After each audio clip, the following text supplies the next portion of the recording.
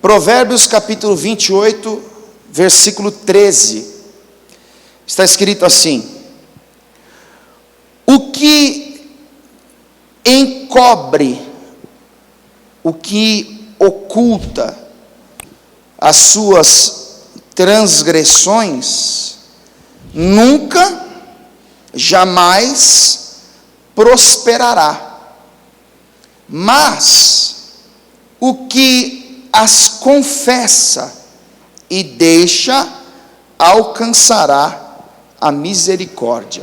Amém?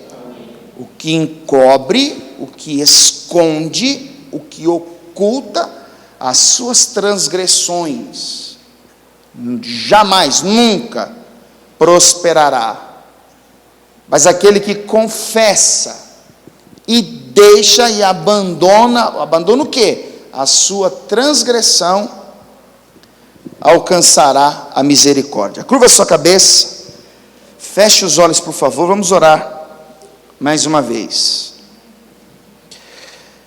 Pai, mais uma vez nós dirigimos a voz a Ti em oração, agora no importante momento de ouvirmos a Tua palavra, de ouvirmos a Tua voz, pedimos que o Senhor traga luz à nossa mente, abra o nosso entendimento para compreendermos aquilo que o Senhor tem a tratar conosco, que o Teu Espírito Santo fale ao meu coração, ao coração do Teu servo, ao coração da Tua serva, para que essa palavra edifique a nossa fé, para que essa palavra nos abençoe, nos dando sabedoria, para andarmos em concordância com a Tua vontade, Pai Santo. Que assim seja feito, em nome de Jesus, amém e graças a Deus. Pode sentar no seu lugar, por favor.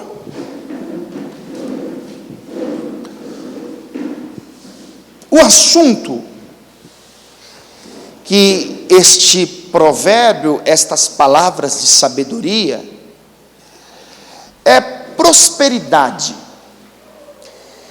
E o que é ser próspero? Nós sempre vinculamos ou imaginamos a prosperidade como recurso financeiro, poder aquisitivo. Quando nós falamos de prosperidade, nós já pensamos na pessoa que tem bens materiais, mas a prosperidade, ela não se limita a isso. Ser próspero é ser bem-sucedido naquilo que faz. Ser próspero é obter êxito naquilo que faz, seja coisas grandes ou coisas pequenas. O próspero é aquela pessoa que chegou num lugar que ninguém teve sucesso, ninguém deu certo, todo mundo fracassou, ninguém evoluiu, mas quando ele colocou a mão, o negócio começou a fluir. Quando a pessoa ocupou aquele cargo, aquela posição, aquilo que ela foi fazendo começou a dar certo. O próspero é aquela pessoa que é bem-sucedida naquilo que faz. E um exemplo de prosperidade, para ficar bem fácil de entender o assunto. Ele tinha 17 anos e Deus deu a ele sonhos. Deus mostrou que ele seria o líder do seu clã, ele seria um homem de influência nacional. E então, José, ele compartilha com os irmãos o sonho que teve, e quando os seus irmãos descobriram, ouviram José compartilhando os sonhos que teve, eles vão começar a persegui-lo, tratá-lo com hostilidade, com ódio. Então entenda, o sonho era de Deus, José era um personagem, a pessoa que Deus faria chegar em um determinado lugar, e entre o sonho e a realização, José vai ter que enfrentar o ódio dos seus irmãos, ele vai ser lançado numa cova sem água, ele vai ser vendido como escravo, ele vai ser alvo de uma trama, quando a senhora Potifar o calunia, ele vai parar na prisão, e isso entre outras coisas que José sofreu. Mas o interessante é que quando ele chega no Egito, por exemplo, sem conhecer o idioma, sem conhecer ninguém, ele começa a trabalhar como escravo na casa de Potifar. E a palavra diz que ele achou graça aos olhos de Potifar, a ponto dele colocar todos os cuidados da casa sobre as mãos de José. Ele chega num lugar para ser escravo, mas ele se torna um destaque naquilo que ele fazia. E depois que acontece aquela calúnia, ele vai ser lançado numa prisão, e na prisão ele vai chamar a atenção naquilo que faz. No cárcere, José vai se tornar um líder. E posteriormente ele vai adiante do rei, revela os sonhos que teve, e Faraó vai colocar José como a segunda maior autoridade da maior potência mundial da época. Agora, qual o segredo disso? Em Gênesis capítulo 39, versículo 2, o texto diz que o Senhor era com ele, e era José varão próspero. Ou seja, como é que ele aponta a prosperidade de José? Ele foi para o cárcere e foi bem sucedido, ele foi trabalhar como escravo, foi bem sucedido, ele se tornou governador da nação, foi bem sucedido. Agora, qual é o motivo da prosperidade dele? Deus era com ele. E a Bíblia diz no Salmo 35, versículo 17, que Deus ama a prosperidade dos seus servos. Quando você lê Josué 1:8, quando Deus chama Josué, Deus vai dizer: olha, medita nessas coisas, ocupa-te nelas, faça o que está escrito, e então farás prosperar o seu caminho. Ou seja, você vai ser bem sucedido, você vai ser próspero. Aonde você colocar a mão, o negócio vai fluir, o que você fizer vai dar certo. Essa é a prosperidade à luz da palavra de Deus. E quando nós abordamos o assunto prosperidade, então a nossa mente já começa a sugerir ideias de como alcançá-la, ou como conquistá-la, o que eu preciso fazer para ser próspero. E aí vem aquelas pregações, os 10 passos, os 5 pontos para alcançar a prosperidade, mas eu não quero tratar nessa ótica. O texto diz: o que encobre a sua transgressão nunca prosperará. A ideia do texto é mostrar o que é que impede o homem de alcançar esse progresso. O que é que impede o homem de ser próspero? O que encobre a sua transgressão? O que é transgressão? 1 João capítulo 3, versículo 4 diz que o pecado é a transgressão da lei. Então, aquele que esconde, aquele que encobre, aquele que oculta, dificilmente vai ser bem sucedido naquilo que faz. Agora você deve pensar comigo que o pecado, por ser a transgressão do mandamento de Deus, ele afasta o homem de Deus. A recompensa, o salário do pecado é a morte. E o pecado traz consigo a dor, a vergonha.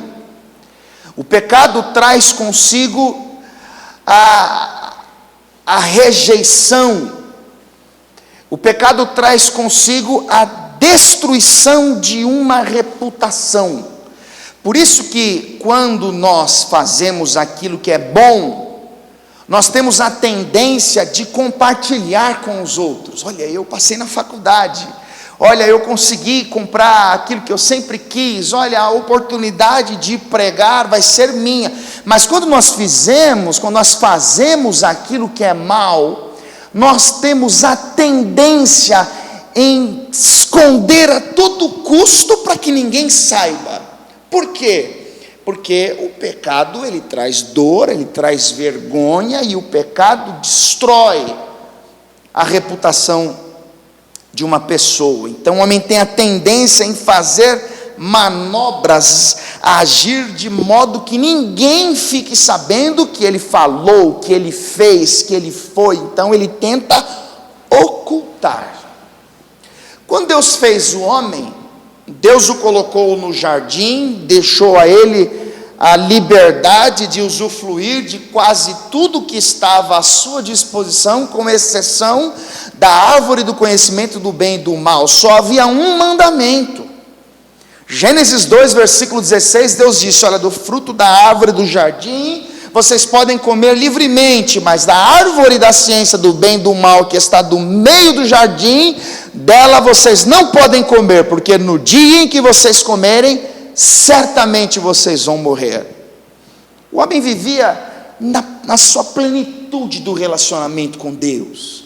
Toda a viração do dia, Deus os visitava, não havia pecado. Quando você lê Gênesis 2:25, diz a palavra que o homem e a mulher, eles estavam nus, e eles não se envergonhavam, porque a pureza era total, não havia maldade no coração. Mas no capítulo 3, então, Satanás personificado na serpente entra na história, e então ele começa a dialogar com a mulher. É verdade que Deus disse isso? Que se vocês comerem da árvore da ciência do bem e do mal, vocês vão morrer? E a mulher disse: sim, Deus falou, nós não podemos comer, nós não podemos tocar, porque o dia que isso acontecer, nós vamos morrer. Então a serpente respondeu dizendo: certamente não morrereis, porque Deus sabe que no dia em que você comer, se abrirão os seus olhos e vocês serão como Deus, sabendo o bem e o mal. Então Satanás vai despertar no coração da mulher o desejo de transgredir o mandamento, de violar aquilo que Deus havia dito. E então ela pega daquilo que Deus havia proibido, ela come, e ela dá também ao seu marido, e ele comeu com ela. O problema é que esse gesto, esta ação, este pecado vai levá-los a uma ruína. Essa transgressão vai trazer consequências trágicas que vai atingir toda a humanidade. Mas eu quero chamar a sua atenção para Gênesis capítulo de número 3, porque quando eles pecam, a primeira coisa que eles fazem, por saberem que estava muito próximo de ouvir aquela voz que era sempre doce e agradável, aquele Deus soberano que deu tudo a eles, que permitiu a eles comerem de todas as árvores, com exceção a uma, mais uma vez iria visitá-los. Só que agora eles pecaram, agora eles já não têm mais aquela pureza no olhar. E quando eles ouvem a voz de Deus, olha o que está escrito no versículo 8 de Gênesis capítulo 3. E ouviram a voz do Senhor Deus, aquela voz que eles ouviam sempre, que passeava no jardim pela viração do dia.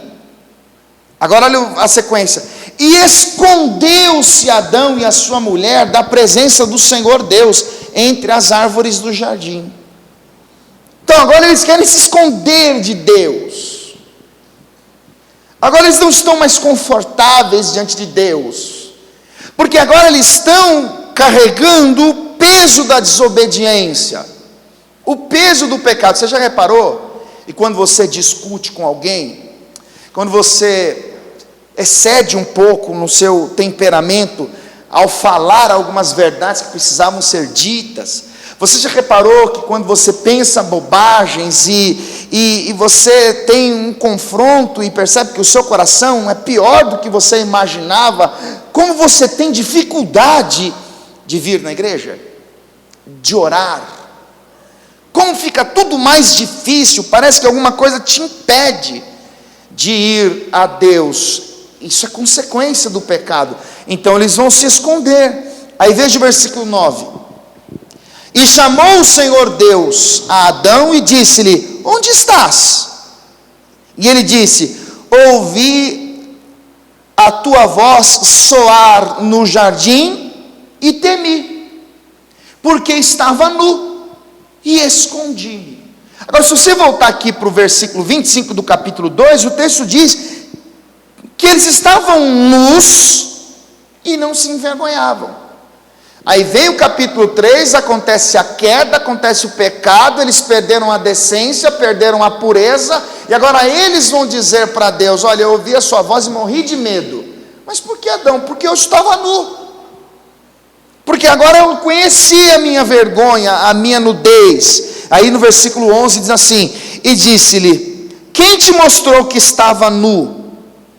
Comeste tu da árvore que te ordenei que não comesses? Então disse Adão: a mulher que me deste por companheira, ela me deu da árvore e comi. E disse o Senhor à mulher: por que fizeste isso? E disse a mulher: a serpente me enganou e eu a comi. Então, quando Deus olha para eles e diz assim: vocês fizeram o que eu falei para não fazer, qual foi a reação imediata deles? Procurar culpados. Ah, Senhor, a mulher que o Senhor me deu, eu não pedi isso, me deu porque você quis. A mulher que o Senhor me deu e eu comi. Aí Deus vai na mulher, e a mulher vai dizer o quê? A serpente me enganou.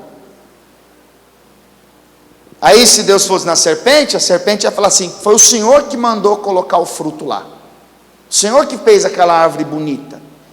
Perceba que há uma dificuldade de assumir o erro, há uma resistência, e isso faz parte da nossa natureza, a dificuldade de assumir que errou, de confessar, de assumir os erros e lidar com as consequências, com as responsabilidades das escolhas. A ideia é que eles estão se escondendo, eles se esconderam, eles ouviram Deus, eles pecaram, e agora eles vão pegar folhas de figueiras para cobrir a sua nudez, e o texto nos revela que eles vão ser expulsos por consequência do pecado que cometeram. Não confessaram, um passou para o outro. Por isso que não faz sentido nenhum você procurar responsabilizar pessoas pelos erros que você comete. Não adianta pôr culpa no chefe, não adianta pôr culpa no irmão, não adianta dizer que é a igreja, que foi a minissaia da irmã, não adianta dizer que foi a estupidez do vizinho. Não.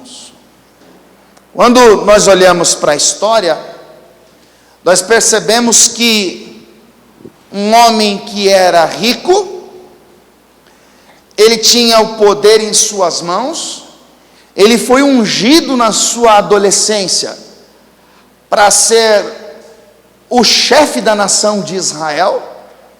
Ele vai vencer as suas principais batalhas contra as forças inimigas, mas há um episódio na sua história que o seu reino já estava estabelecido, já era conhecido por ser um herói nacional. E num dia em que acontece uma grande guerra, ao invés de ir ao campo de batalha, Davi, ele enviou Joabe e o seu exército. E diz a palavra que ele acorda num dia de tarde, e ele está passeando no seu palácio. E naquele dia, naquele passeio no seu terraço, ele coloca os olhos numa mulher que era muito formosa à vista, e diz a palavra que Davi se interessou e mandou procurar saber quem ela era. Ao ser informado que aquela era mulher de Urias, um dos homens que estavam no campo de batalha, Davi desprezou a lei, e Davi se deitou com ela. Dali a pouco chega a informação que ela estava grávida. Então Davi, ele se preocupa com a sua reputação. Davi começou a pensar: mas o que vão falar? O que as pessoas vão dizer? Todo mundo vai ficar sabendo disso, a ponto de falar: olha, o soldado foi para a guerra e o rei se deitou com sua mulher. Então, como se não bastasse o erro de Davi ao cometer um adultério, Agora Davi começa a fazer manobras para ocultar o seu pecado.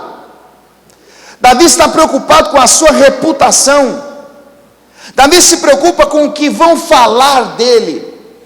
Então ele começa a tramar, a pensar. Então ele manda chamar Urias da guerra. O que encobre a sua transgressão nunca prosperará. Davi errou. Agora Davi vai tentar fazer com que ninguém saiba. Então, como a mulher de Urias está grávida, Davi enviou mensageiros a Joabe dizer: manda Urias para cá. Capítulo 11, versículo 6, está escrito assim: então enviou Davi a Joabe dizendo: envia-me Urias o Heteu. E Joabe enviou Urias a Davi. Vindo, pois, Urias a ele, perguntou Davi como ficava Joabe, como ficava o povo e como ia a guerra. Depois disse Davi a Urias: desce a tua casa e lava os teus pés. Ou seja, Urias, e aí, tudo bem? Como é que está a guerra lá? Poxa, que bênção, que legal. E Joabe, está bem? Está bem, Davi. E a guerra? Está tudo sob controle. Urias, eu mandei te chamar, cara, porque você é um bom moço. Faz o seguinte, vai para casa, toma um banho e fica lá com a sua esposa. Aí, olha a reação de Urias no versículo de número 9. Porém, Urias se deitou à porta da casa real, com todos os servos do seu senhor, e não desceu à sua casa. Urias pensou assim: imagina, até parece, o bicho pegando, Joabe na guerra, o exército na guerra, e eu vou para minha casa? Não, eu não vou. Ele ficou sentado na porta do palácio, ele não foi. Então Davi, percebendo que Urias se recusa a ir à sua casa, se deitar com a sua esposa, tentando convencer Urias a isso, ele manda chamar Urias para passar uma noite no seu palácio. Observe o que está escrito agora, no versículo de número 12. Então disse Davi a Urias: fica cá ainda hoje, e amanhã te despedirei.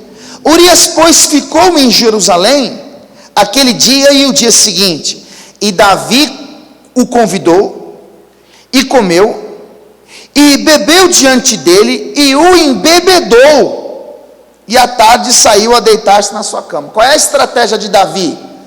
Davi quis encher a cara de Urias, quis embriagar Urias, para que Urias, estando embriagado, aceitasse a ordem do rei de ir para casa. E aí eu preciso chamar a sua atenção, porque a Bíblia diz no Salmo 42, versículo 7, que um abismo chama outro abismo. Irmão, não se iluda, o pecado é assim, ele pode começar pequeno, mas se não for tratado, ele vai sugerindo outros erros, ele vai aumentando em proporção. Davi cometeu um erro, qual? O adultério. Mas agora, na tentativa de ocultar, de cuidar da sua reputação, de evitar que as pessoas fiquem sabendo, agora ele embriagou o moço. A Bíblia diz em Provérbios capítulo 20, versículo 1, que o vinho é escarnecedor, a bebida forte causa alvoroços, e todo aquele que neles errar nunca será sábio. Davi embriagou Urias, que ainda assim não aceitou ir para casa. Então Davi vai mudar o plano. Agora Davi vai enviar mensageiros a Joabe, levando uma carta, onde havia uma instrução, em que Joabe deveria colocar Urias no pelotão da frente, para que no primeiro confronto contra a força dos amonitas, Urias fosse ferido e perdesse a sua vida. Observe comigo o que está escrito no versículo 15. Escreveu na carta dizendo: ponde Urias na frente da maior força da peleja, e retirai-vos de trás dele, para que seja ferido e morra. Aconteceu, pois, que tendo Joabe observado bem a cidade, pôs a Urias no lugar onde sabia que havia homens valentes, e saindo os homens da cidade, pelejando com Joabe, caíram alguns do povo, dos servos de Davi, e morreu também Urias o Heteu. Então enviou Joabe e fez saber a Davi todo o sucesso daquela peleja. Ou seja, aquilo que Davi planejou deu certo. Agora Urias morreu. Ele não quis ir para sua casa se deitar com a sua esposa, mesmo depois de embriagado, continuou a se negar. Agora Davi vai tramar a sua morte, e agora vem a resposta de Joabe dizendo: Urias está morto. Rei, assim como o Senhor ordenou, aconteceu, Urias está morto. Qual é a sensação de Davi? Ninguém vai ficar sabendo. Deu certo. Jamais vão saber que aquela gravidez é de um filho meu. Qualquer coisa, Urias foi para a guerra, morreu, infelizmente quando ele foi, a mulher estava grávida. Parecia que aquela peleja deu certo, mas olha o que está escrito no versículo de número 25. E disse Davi ao mensageiro: assim dirás a Joabe: não te pareça mal aos teus olhos, pois a espada tanto consome este como aquele. Esforça a tua peleja contra a cidade e a derrota, esforça-o tu assim. Ouvindo, pois, a mulher de Urias, que Urias, seu marido, era morto, lamentou a seu senhor, e passado o luto, enviou Davi, a recolheu em sua casa, e lhe foi por mulher, e ela lhe deu um filho. Agora, olha o porém, essa coisa que Davi fez, pareceu mal aos olhos do Senhor. Aquilo que para Davi era um sucesso, aquilo que para Davi havia dado certo, aquilo que Davi fez na tentativa de esconder e encobrir a sua transgressão, aquilo que para ele foi um alívio, Urias morreu, agora ninguém vai saber, não agradou aos olhos de Deus. E eu quero ler um texto com você. Deixa marcada essa página para nós ganharmos tempo. Eu quero ler um texto com você, que eu cito ele com frequência, mas na mensagem de hoje é melhor fazermos a leitura. Carta aos Hebreus, capítulo 4. Hebreus, capítulo 4.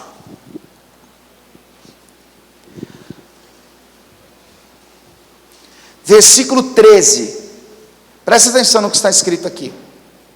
Diz assim: e não há criatura alguma encoberta diante dele. Antes, todas as coisas estão nuas e patentes aos olhos daquele com quem temos de tratar. Ou seja, Davi escondeu de Joabe? Sim, porque quando Davi tramou tudo, ele não disse: ô Joabe, fiz um erro aqui, preciso arrumar. Não. Davi escondeu de Joabe. Davi fez de tudo para que ninguém ficasse sabendo. Mas todas as coisas estão nuas e patentes aos olhos de Deus. A Bíblia diz em Provérbios 15:3 que os olhos do Senhor estão em todo lugar, contemplando os maus e os bons. Diz no Evangelho segundo Lucas, capítulo 12, que não há nada em oculto que não haja de ser revelado. Agora eu quero chamar a sua atenção para o seguinte: Davi, com toda certeza, teve medo do que iriam falar dele, do que as pessoas iriam pensar. A vergonha de Davi, o medo de Davi, era justamente a sua vergonha ser exposta. Porque todos falavam bem de Davi. Saul matou milhares, Davi 10 milhares. Ele é um homem segundo o coração de Deus. Ele é um homem bem sucedido. O reino prosperou em suas mãos. E agora ele encobre um erro dele. Tudo que ele fez foi com a intenção de encobrir a sua transgressão. E aqui que está o ponto-chave da mensagem, irmãos. Você pode esconder do pastor, você pode esconder do marido, você pode esconder do filho, você pode apagar o histórico do computador, você pode deletar as conversas do WhatsApp, mas Deus vê tudo. E ninguém tem sucesso algum na vida ao tentar esconder uma coisa, porque Deus vê tudo.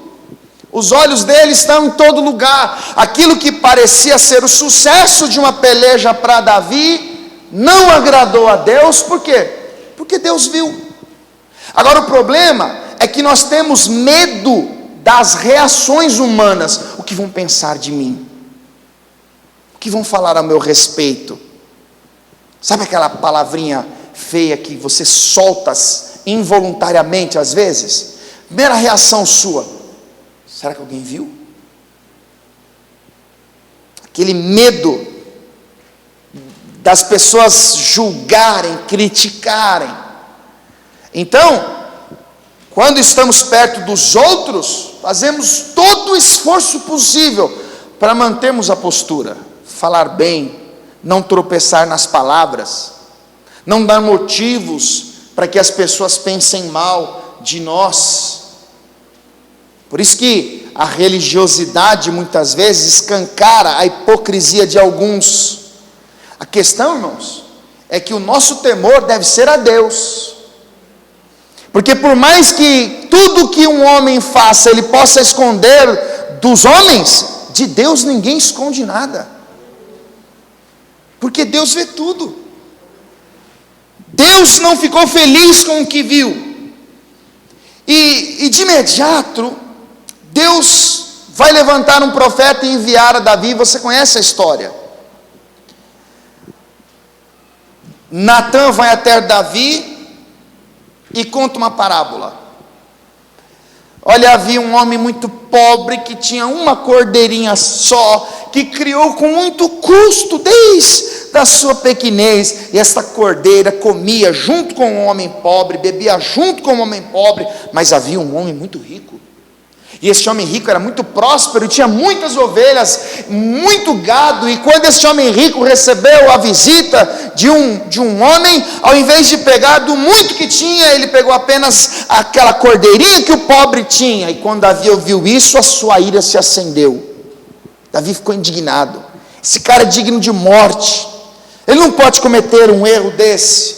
E quando Davi diz isso, Natã vai dizer para ele: este homem é você. Ou seja, você é este homem.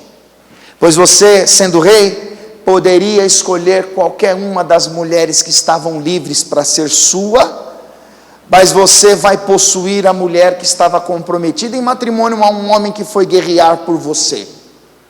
Agora Davi, ele está sendo confrontado por aquilo que ele tentou esconder. Aí vamos voltar lá para o segundo livro do profeta Samuel, capítulo 12. Porque agora Davi vai experimentar da pior forma possível, que ninguém esconde nada de Deus. Irmãos, quem dera se o mesmo temor que nós temos dos homens, nós tivéssemos de Deus. Porque quando você peca longe dos olhos de todo mundo, você peca por causa da sensação de impunidade. Ninguém está vendo. Ninguém vai botar o dedo em você, na sua cara. Então você tem liberdade às vezes para falar o que você não falaria na igreja, para agir como você agiria aos olhos da congregação. Talvez você, num grupo de irmãos, você se negaria a fazer algumas coisas que você faz lá fora. Você não pronunciaria algumas palavras aqui que você pronuncia lá fora. Você não exerceria algumas atividades aqui que você exerce lá fora. Agora, por que lá fora você faz e aqui não? Porque você tem receio do que as pessoas vão falar de você, da sua reputação. Meu irmão, a questão é que Deus está lá onde você está fazendo as coisas erradas. Então agora Davi vai ser confrontado. Davi, você errou, você fez o que não agrada a Deus. Deus te deu tudo, Deus te deu poder, Deus te deu riqueza, Deus te deu reino, Deus te deu mulheres, e você errou, e você encobriu tudo isso, você escondeu, você tentou consertar um erro com outro. E quando Davi é confrontado, olha a reação de Davi, versículo de número 12. Porque tu o fizeste em oculto, mas eu farei esse negócio perante todo Israel, perante o sol. O que Davi faz depois de ser confrontado pelo seu erro? Versículo 13: então disse Davi a Natã: pequei contra o Senhor. E disse Natã a Davi: também o Senhor perdoou. Aí está escrito transpassou, mas se você pegar uma tradução mais atualizada, também o Senhor perdoou o teu pecado, não morrerás. Davi confessa, Davi assume. Davi poderia dizer: mas está acontecendo um mal entendido aqui. Como assim, Natã? Não estou entendendo, você está falando de mim? Eu? Não. Ele poderia continuar a sua tentativa de encobrir, mas ele entendeu que quem mandou Natã lá foi Deus. Porque Natã não viu os erros de Davi. E quando ele é confrontado, ele confessa. Agora entenda, o que encobre a sua transgressão não prospera.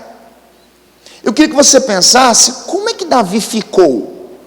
Desde o dia em que ele errou, o período de tempo em que ele tentou ocultar tudo, até o dia em que ele é confrontado. Você acha que Davi ficou como se nada tivesse acontecido? Vá comigo aqui para o Salmo 32. O Salmo 32 é um salmo de Davi.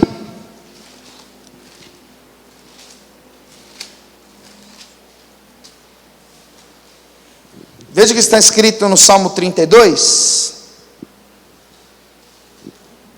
Se você tem uma Bíblia de estudo, provavelmente está escrito assim: a felicidade do homem perdoado.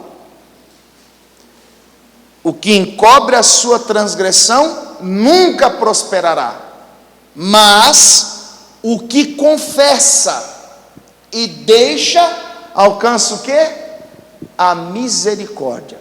Enquanto não houver confissão e abandono, não há prosperidade e nem misericórdia. Essa é a ideia de Provérbios 28:13. Então Davi pecou, tentou ocultar, foi repreendido. Agora no Salmo de número 32, ele vai dizer assim no verso 1: bem-aventurado aquele cuja transgressão é perdoada e cujo pecado é coberto. O que é perdoar? É desculpar, tirar a culpa. O que Davi está dizendo? Feliz é aquele homem que foi desculpado, aquele homem que tiraram a culpa dele. Agora presta atenção nisso aqui, só tem uma maneira de ser desculpado, de ser perdoado. Continue, versículo 2: bem-aventurado é o homem a quem o Senhor não imputa maldade, e em cujo espírito não há engano. Agora olha o 3: enquanto me calei, enquanto eu fiquei quietinho, enquanto eu pecava e ninguém sabia, enquanto eu me divertia, enquanto o mal estava diante de mim e eu não falava nada, enquanto eu estava assim, envelheceram os meus ossos pelo bramido em todo dia. Ou seja, enquanto eu fiquei quieto, eu estava definhando, eu fui apodrecendo, os meus ossos foram ficando fracos. Aí versículo de número 4: porque de dia e de noite a tua mão pesava sobre mim. Ou seja, enquanto eu me calei, havia um peso sobre as minhas costas, um fardo que eu não podia carregar. Eu fui enfraquecendo, perdendo vigor, perdendo ânimo, perdendo as forças. Tudo que eu tentava fazer não dava certo. Por quê? Porque eu estava encobrindo a minha transgressão. É isso que ele está dizendo. Olha lá, verso 4: porque de dia e de noite a tua mão pesava sobre mim. O meu humor, o meu vigor se tornou em sequidão de estio.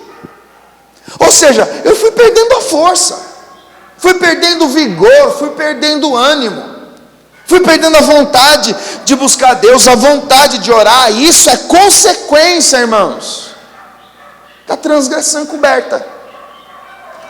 Por isso que às vezes você pensa assim: ai, não sei porquê, mas sabe, não tenho vontade de nada. Irmão, tem alguma coisa errada aí.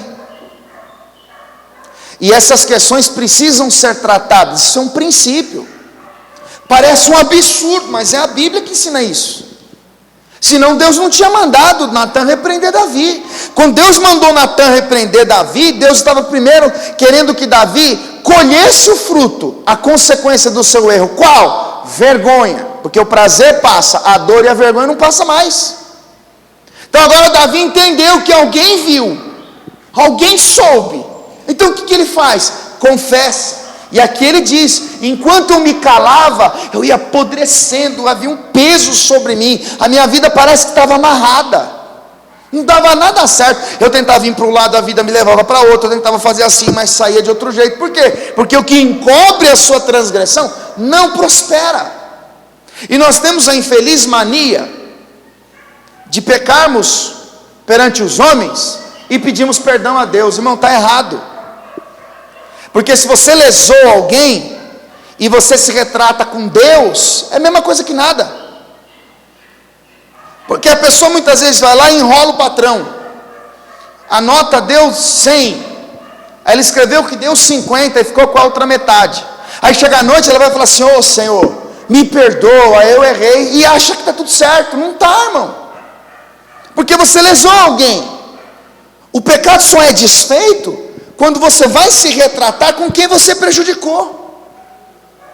Eu passei ali, sem querer, eu quebrei o vidro do carro do irmão, e eu fiquei tão nervoso com aquilo, eu acabei quebrando o resto do carro. Aí, mas chegou a noite, me fui orar, me deu aquele peso, eu falei: ô Senhor, me perdoa. Irmão, volta lá e arca com as consequências do seu erro. Paga o prejuízo que você deu. Então, Davi agora, ele está falando do seu peso, falando que está definhando, ele está falando que gemia o dia inteiro sem força. Agora, como que isso chegou ao fim? Versículo 5: confessei-te o meu pecado, e a minha maldade não encobri. Dizia eu: confessarei ao Senhor as minhas transgressões, e tu perdoaste a maldade do meu pecado. Por que ele perdoou a maldade do meu pecado? Porque eu confessei.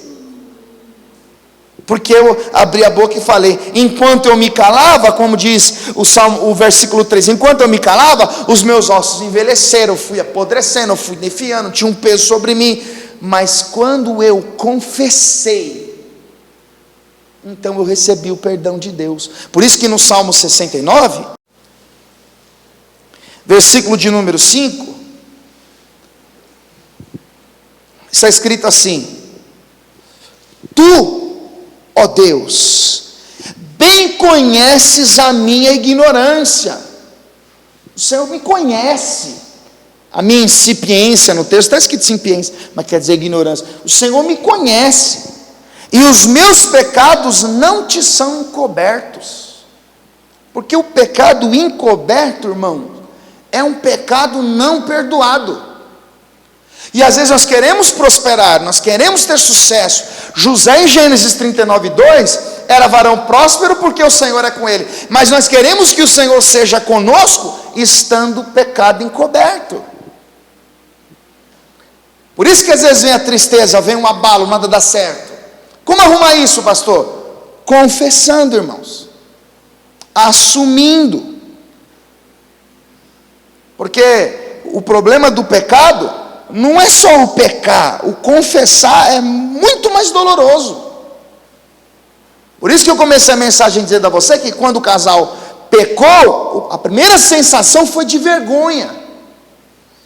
Por isso que Deus mandou Natan repreender Davi, para que Davi tivesse vergonha e entendesse que ele precisava se retratar com Deus, pois apesar de nenhum homem na terra estar sabendo de tudo, Deus sabia. E você tem que pensar nisso, irmãos. Porque às vezes o programa não é adequado, vai poluir a sua mente, vai remeter você a lembranças de um passado terrível que você teve. E aí o seu corpo vai ter um monte de sensações, o seu pensamento vai longe. Às vezes aquela afronta, aquela discussão gerou no seu coração o ódio, raiva, rancor. Isso está apodrecendo você. Só tem uma maneira de resolver isso: confessando. Por isso que quando Tiago escreve no capítulo 5, eu quero que você vá comigo até lá, carta de Tiago, capítulo 5, e este é também um texto muito conhecido. Tiago, capítulo 5, versículo 16, está escrito assim, Tiago 5,16, confessai as vossas culpas uns aos outros. De novo, a carta é escrita à igreja. Olha o que Tiago sugere: confessai as vossas culpas uns aos outros. Deixa eu dizer uma coisa para você, irmãos, se num lugar como esse, nós não tivermos condições de nos ajudarmos em relação às nossas fraquezas, às nossas limitações carnais, aos erros que nós cometemos, onde nós vamos conseguir ajuda? Eu disse isso na oração que nós fizemos aqui na quinta. Às vezes o irmão está aqui do nosso lado, e ele tem graves problemas que podem induzi-lo a erros trágicos, e nós podemos evitar isso. Só que o cara pensa assim: hoje eu vou conversar, hoje eu vou sentar com aquela irmã, vou conversar com ela. Mas aí chega na hora e ele pensa: mas e se ela falar para todo mundo? E se ele expor a minha vergonha? E se de repente ele for na rede social e escrever? Como é que tem pessoas que têm coragem de fazer isso? A pessoa perde a coragem. Mas essa confissão, esse diálogo é necessário para a nossa saúde espiritual. Confessai as vossas culpas uns aos outros. Aí olha a sequência do texto: e orai uns pelos outros para que sareis. A oração feita por um justo pode muito em seus efeitos. Então, confesse. Se você confessa é porque você não está bem. E aí ele diz, depois de confessar, orem um pelo outro. Para quê? Para que você fique curado, para que o seu problema seja resolvido, para que você encontre em Deus amparo, e você tenha pessoas que possam te ajudar na caminhada, não dedos que se apontam na sua cara. Confessai as vossas culpas uns aos outros. Tiago não está dizendo assim: você falou besteira, vai lá e fala para todo mundo que você falou. Você pensou besteira, vai lá e fala para todo mundo que você falou. Não, irmãos, mas tem particularidades nossas que precisam ser tratadas, e sozinho você não vai conseguir. Será que a gente tem maturidade para entender isso? Será que a gente tem vida com Deus suficiente para entender isso? Se Judas tivesse chegado a Pedro e falasse assim: Pedro, estou com um plano de entregar esse Jesus aí, que eu estou de saco cheio dele. Eu só falo que eu não quero ouvir. Estou cansado desse papo de amar o próximo. É provável que Pedro teria dito: Judas, não faça isso. Confessar, se abrir, se expor, assumir. Se isso para você é um escândalo, um absurdo, é porque você está ocultando os céus. A primeira carta de João, no capítulo 1, versículo 9, diz assim: não, vamos ler, não vou citar não. Primeira carta de João, está aqui do lado, capítulo 1, versículo 9. Avance algumas páginas aí. Primeira carta do apóstolo João, capítulo 1, versículo 9. Está escrito assim. Aliás, vamos ler o 8 também. Se dissemos que não temos pecado, enganamo-nos a nós mesmos. Ou seja, todo mundo tem pecado. E não há verdade em nós. Agora 9, se confessarmos os nossos pecados, é uma condicional. Se confessarmos os nossos pecados, Ele é fiel e justo para nos perdoar os pecados e nos purificar de toda injustiça. Irmãos, o caminho do perdão é a confissão. Tudo que Deus tinha que fazer para nos salvar, Ele já fez. Quando fez o sangue do seu Filho ser derramado para expiação da nossa culpa. Mas nós precisamos abrir o nosso coração para Deus, confessando o nosso pecado, tratando com Deus. Senhor, o meu coração se encheu de impurezas quando eu estive diante de tal situação. Senhor, eu fui tratar de um assunto no trabalho, acabei me excedendo um pouco e falei algumas bobagens, me perdoa. Agora, se o meu problema foi pessoal com alguém, a ponto de eu chegar e falar um monte, Senhor, me perdoa, eu errei. Ô irmão, você me perdoa? É assim. Se não for assim, irmão, nós estamos enrascados. Quando Davi foi repreendido por Natã, ele vai orar, e você conhece o Salmo 51, vamos até lá, Salmo 51. O Salmo 51 é um salmo que Davi ora, assumindo a Deus o seu erro. Versículo de número 1, vamos ler até o 7. Essa é a oração que Davi faz quando ele vai ser repreendido. Por isso que eu cito sempre Lucas 18, quando Jesus fala da oração daquele homem que foi justificado, ele nem ousa olhar ao céu, mas ele diz assim: tem misericórdia de mim, pecador. Ele não vai diante de Deus falar: eu dou os dízimos, eu jejuo 10 vezes na semana, eu não sou como os demais. Não, o contrário, ele vai lá e diz: Senhor, tem um mal que há dentro de mim que se chama pecado, e eu preciso da sua misericórdia. É o que Davi faz aqui.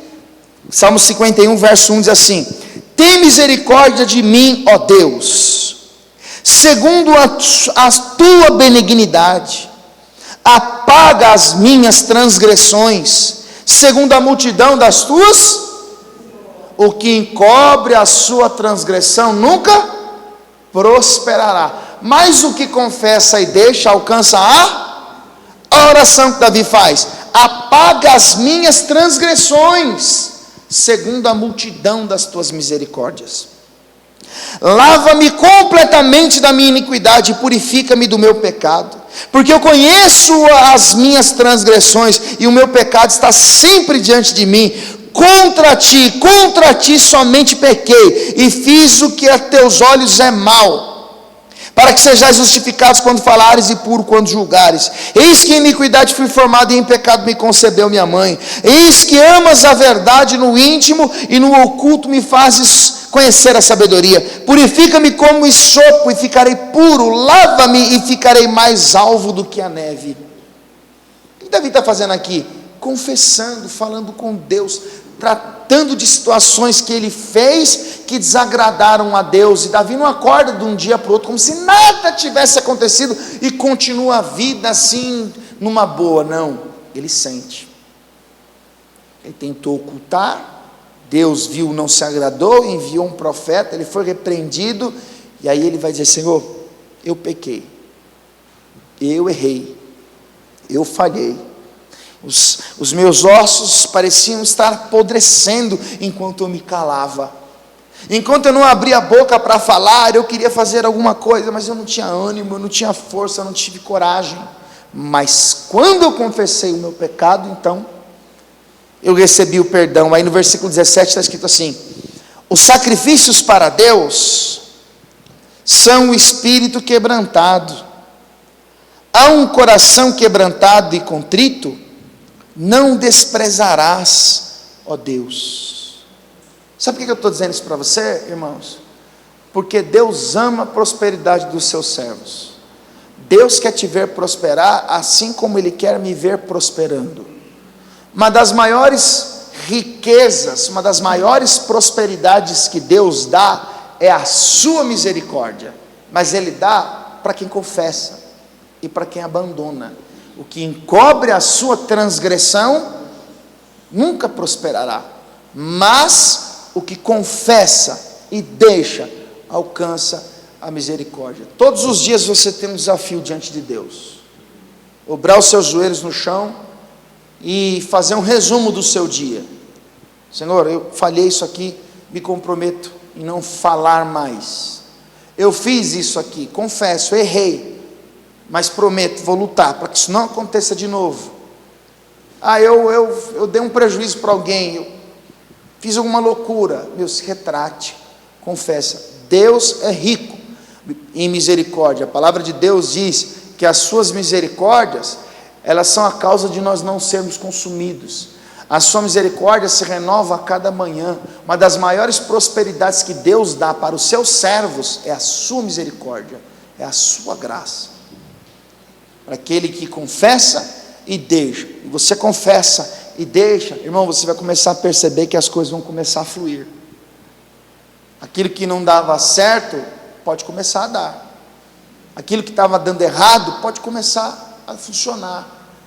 O que encobre a sua transgressão não prospera, mas aquele que confessa e deixa alcança a misericórdia. Vamos ficar todos de pé, por favor.